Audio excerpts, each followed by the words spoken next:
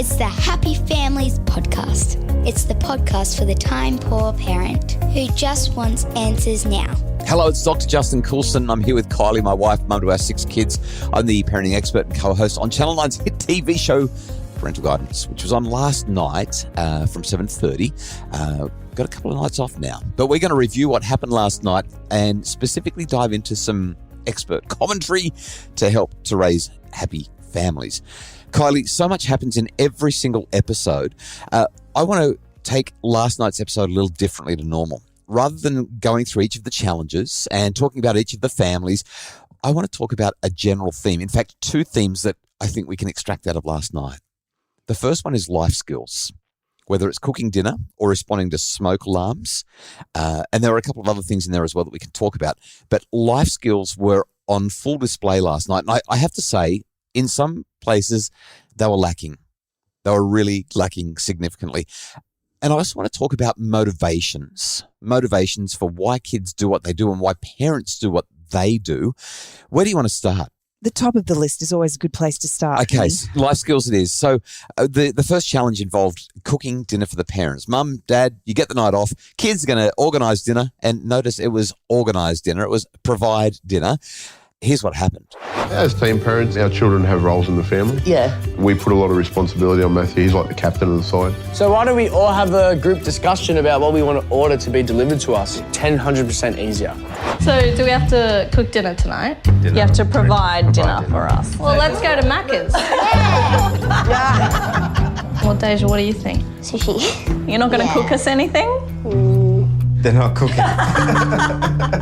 Not if there's another option. So we've got 2 families who have gone straight to the internet. What should we buy? Then we've got the spiritual parents. Their kids dived straight into the kitchen. I'm excited that we don't have to cook. What are you thinking? Pasta. As spiritual parents, meal times are very important in our house. It's a very core part of our household. Can I cut off them? Yeah, I'll teach you how to cut. You just need to cut small pieces like that. Okay. Krishna was guiding Mridula. As spiritual parents, these are very important. Kindness, caring, and looking out for each other. How does it taste? It's yummy. I could make this every day. Yeah. If you enjoy making it, I'll enjoy eating it. That was sweet. And the stage parents had a little bit of discomfort around meal prep. Don't forget, neither of us eat carbs. I'm cooking. I think Zion, his number 1 food is rice. So there was a big chunk of rice. I won't be eating the rice. I hope it's not poisonous. Mummy, you took it all apart. Because I have to save room for the main course. Steak and vegetables. Thank you very much. Thank you. So I know you want me to talk about the food, but can I just... Yes. 4 kitchens for the spiritual parents? Can you imagine all the cleaning? 4 kitchens. So we talked about the 4 kitchens in the studio and they gave us a really clear explanation and I can't remember what it was because it happened so long ago, but they really love their family and they really love their cooking and that's the deal. We've got to talk about Uber. Life skills, people. Life skills. We've got adolescents. We've got grown-up teenagers sort of stuff happening and we're jumping online and ordering food. Life skills. Well, I'm going to suggest that wasn't what the team was expecting when they asked them to provide dinner. But they also didn't use the word cook. No, they said provide. So I feel like they were being a little bit ambiguous. Yes. And giving people opportunities to think outside the box. And I'm going to say that all of the families actually showed significant life skills. I don't think I know how to do Uber Eats. You know what? That's because we don't do it. We've got the life skills to cook the meal. Yes, I could drive to the shops to get takeaway. Which we do from time to time. But I think they showed brilliance. Okay, I'm going to say this. If you're going to use that as life skills, you want to make sure that you've got an abundant income. Otherwise, you're going to eat. Well, they're not doing it every night. No, of course not. But my point is. Hey, you say you're going to give me a night off, and what do you do? I have no response to that at all. It's usually Indian on the table. It usually is Indian. And it's delicious and I'm so grateful for it. But let's just be clear. I do cook. Okay, I do cook. I cook Sunday roast. I cook the Sunday roast every week. I cook the barbecues. But my life skills end there when it comes to cooking. Okay, pot calling the kettle black. I take it all back. They did a fantastic job on that. We do need to talk more about life skills, though, in relation. Can I just say, having children with licenses is brilliant. Yeah. And if it means that they can go and pick dinner up for me, hands down, I'm excited. We've got to move on to a conversation about the fire alarms. This was not the most riveting challenge to watch on TV, but the lessons that it teaches and the importance. Like, I hope people are watching the show and saying, hey, kids, we need to have a conversation about this. Yeah, I remember when the kids were younger, we actually did some practice runs. We did. We helped them recognise safe evacuation routes and Yes. things like that. We did live next to a fire. I wonder if that made any difference to what we did back then. Yeah. We haven't done that for a very long time. And as I sat there and I watched and saw just how slow, I'm going to say the word slow, the kids were to react in every family. Yeah. It really brought to the fore for me how important these conversations are, because we all know that those kids were actually safe. There was no fire. Right. But a fire can get out of hand so fast. But here's the thing. Where there's smoke, there usually is fire. You might walk into a room and not see any fire and think, oh, well, there's no fire. There's something smoky going on. But the it's fire behind the wall. it could be behind the wall or underneath the floor or in the ceiling. Like, just because you can't see flame doesn't mean there's no fire. Well, and we also noticed that one of the kids who actually went in was coughing like crazy. So that was And Zion, the stage parent's son.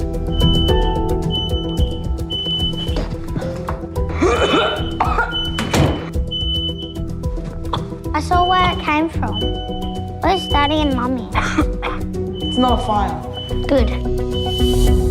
the reality is that it may not be the actual flame. That the smoke is- might be enough to do the harm. Yeah. I love this. And so, I mean, the stage parents understandably said, well, there was no fire. He went in, he looked, there was no fire.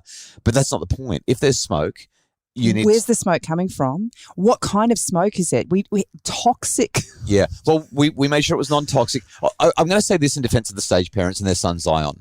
They're used to stage. They're used to theatrics. They're used to all this sort of stuff. And he probably walked in and went, oh, yeah, okay. This has been set up so it looks like it's a self-regulation thing because the lollies are on the table. But they've set off the smoke alarm and it's not our smoke alarm. It's not coming from the roof and the smoke is coming from one of those things. Like, he's 13 years old. He's savvy. But that's kind of beside the point. If we're having the conversation with our children and we're trying to teach them life skills, it's that false sense of security that all of us Yes. have at different times, and helping our kids to recognize that it's better to act and be safe. and be safe than not. One of my favorite podcasts is called Cautionary Tales. And a couple of months ago, there was an episode where they were talking about a fire in a theatre that killed a lot of people. And what researchers have discovered in the decades since that happened is that when there's an emergency, when there's a fire, they not only talked about one in a theatre, they talked about one in a subway in London. There was smoke, there were flames, and people just kind of go about their business. We expect that there's going to be a stampede, a rush, everyone's going to panic. And therefore people try to keep the noise hush, hush. They try to say, no, there's nothing to worry about, just go about your business. When there's an emergency, more often than not, people just follow the crowd. And if the crowd isn't reacting and panicking, they don't react and panic. And so many people have died as a result of a lack of panic. Everyone thinks, oh no, it's fine. And stairs have collapsed or things have broken down and it's led to tragedy. When I was working recently with the Queensland Fire and Emergency Services, doing a big publicity blitz with them, the QFES have a simple 3-step process. And I think that it's worth highlighting. It is that you check your smoke alarms with the kids so that they know what the smoke alarm sounds like, that piercing shriek. They know what it is and they know what it means. If the smoke alarm's going off, it means there's a good chance that either false alarm or fire. We get up and we check. Then we plan. What are we going to do if there is an emergency? And we practice. Which way do you get out of the house if the fire's here? Which way do you get out of the house if the fire's there? Check, plan, and practice. 3 simple steps to keep your family safe. We're talking about life skills. I reckon it matters. And it's been a really great wake-up call for me, for you and I to sit down with the kids and just do a quick check, plan, practice with them. The thing that actually stood out to me the most in this challenge was, in all of the cases, the kids were home alone. Yes. And we set it up that way, obviously. The influences, Yes. youngest daughter, Oh. was home on her own, and while I was blown away at how slowly she reacted, she got out of there and she knew that the next point of call was to go to her neighbours. Hello, love. Hi. What can I do for you? Can I come in, please? Can I come in, please? You certainly can. What's the problem? My parents went home and there was smoke and a fire alarm went on. She went to her neighbours, told her neighbours what was going on. How many of our kids actually know our neighbours? And would go and bang on the door. Yeah, I looked at their spiritual parent's daughter. She knew that she needed help. Yeah. But she had no idea who to go to. Smoke! Smoke emergency! Smoke upstairs! And I loved how, as the spiritual parents, they actually acknowledged that they've taught the kids. Open the windows. Taught the kids to open the windows and quick, don't open the windows and don't fan the smoke. And fan the smoke. Don't do that. And that's exactly what they did. They did exactly what they were taught. Yes. And so I think, if you're dealing with a little bit of smoke in the kitchen because you burnt something in some oil, then yes, you want to fan the smoke away. Turn on the exhaust fan. But when there's flames involved, that's the worst thing you could have done. Okay, so we've talked about life skills as they apply to cooking dinner for the family or providing dinner via Uber Eats. Hey, that's the word they use. I know. And we've talked about it in relation to smoke alarms.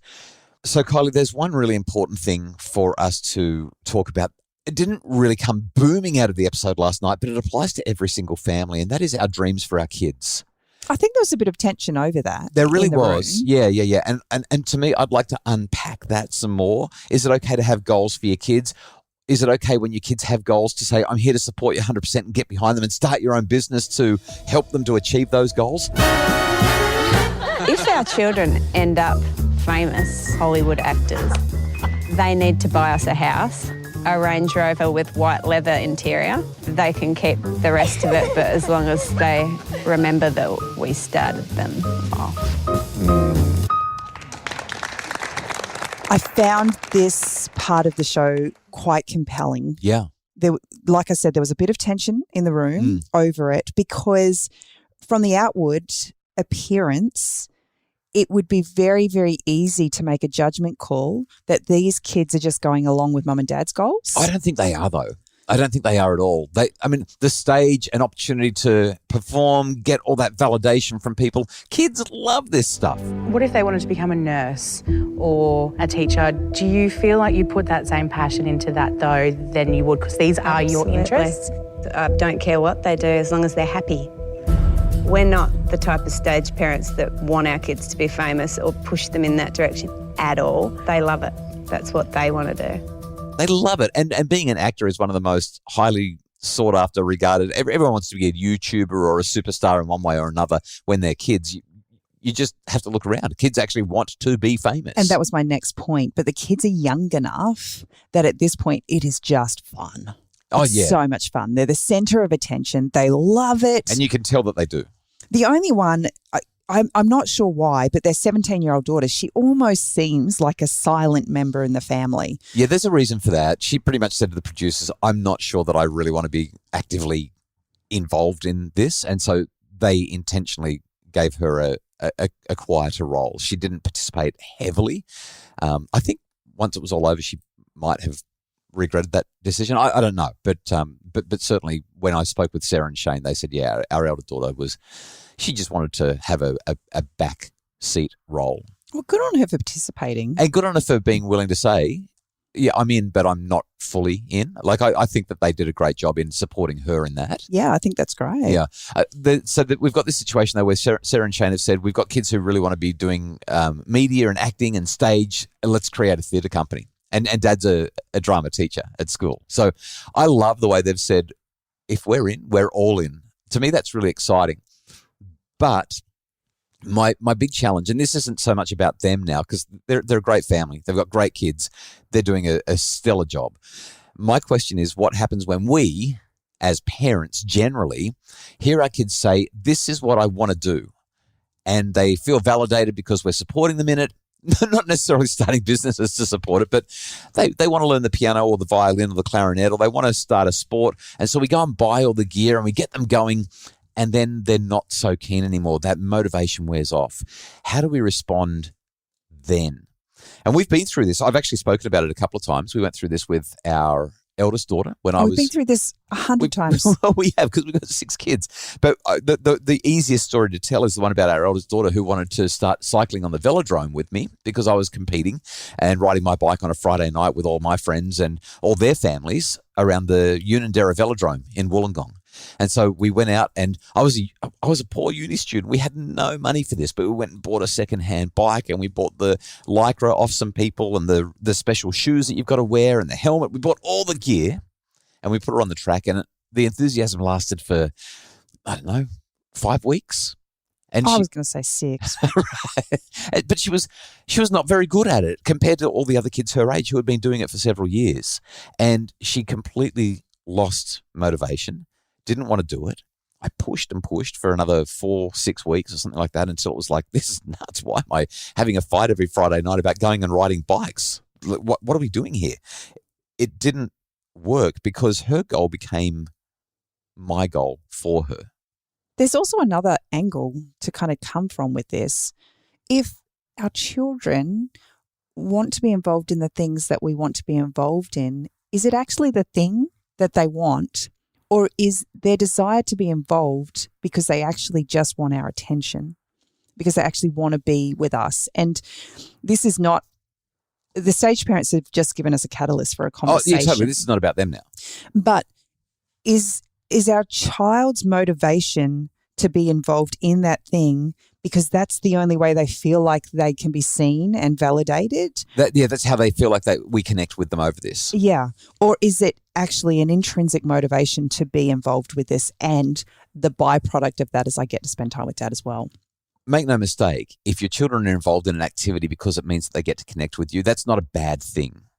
However, if that's the only reason and over time their motivation wanes and we're the ones that are pestering them to do it, they're no longer getting any connection. They're not being seen, heard and valued by us through that. It's all changed. Yeah, so I would kind of say it a little bit differently. I would say that if the only reason our kids are being involved in something is because they want to spend time with us. Do something else. No, that's brilliant. Right. And if you're willing to include them in that, maybe along the way they do learn to love that particular thing. But as soon as it becomes a battle, right, and you're pushing, it's no longer a positive experience. That's what I was trying to say. So with Chanel and the bike riding, it was an opportunity for us to do something together. She felt validated. She really enjoyed it until suddenly she didn't. And when you think about, so my book, The Parenting Revolution, I talk about those 3 basic psychological needs that come up on this podcast all the time. A need for relationship, a need for competence, and a sense of control and autonomy. She was getting the relationship, but the relationship started to wane. The quality of the relationship started to wane as I started to pester her more and more. Hey, what are you doing? Come on, what's going on? Are you riding or not? It's Friday night. What are you giving me this rubbish for? So I was getting annoyed because we spent all the money and we're supposed to be here, and now you're dragging your feet and you're saying you don't want to do it, but you said you wanted to do it and we've sacrificed so that you can. And so the relationship started to suffer. But she didn't want to do it because that second basic psychological need of competence wasn't being satisfied and supported. She felt like she couldn't do it well enough to justify her participation in it. And that made her motivation plummet, absolutely plummet. I had a conversation with our 9-year-old just recently. I have started doing art classes. Yeah. And she has a brilliant... She loves to draw. Drawing ability already. Yeah. And I said to her, hey, would you like to do art classes? And she looked at me and she said, oh, I can't draw like you. And I said, no, you wouldn't be in my class. You'd be going to a class with other kids your age. And she said, but I want to do it with you. And I said to her, well, that's okay. I said, we can keep drawing at home. So we've been doing that on a weekly basis, and I love doing it with her. But when we got to art school, I took her to a little open gallery and she started seeing all of this art on display. And she said, Mum, I think I want to do art classes. And so they were able to introduce us to the art teacher who deals with the kids. And he was able to tell her all the things that we did. And by the end of it, she was like, I want to sign up. And number one, she already has an interest in it. But the fact that she's seeing me doing it is giving her added motivation. to do it. It's about finding a way to do that for her to have a level of competence and feel like she is actually in control. Yes. That is the winner. And then you get to connect over that. Yes. Yeah. So there's those 3 basic psychological needs. I think the stage parents really exemplify that quite well, frankly, in terms of the way their kids are involved in their acting. There are a couple of things that came out that we'll probably have to discuss tomorrow because we're completely out of time. Thanks so much for listening. JR, you've done an incredible job in pulling all of this together. We really appreciate Justin Rowland, our producer, for making the podcast sound great. And Craig Bruce, our executive producer, for the conversations, the idea starters, and the direction so that we can pull it all together. The Happy Families podcast returns tomorrow as we dive into more parental guidance and talk about all the stuff that we haven't had a chance to talk about because there's so much to talk about. Thanks for listening. We'll see you tomorrow.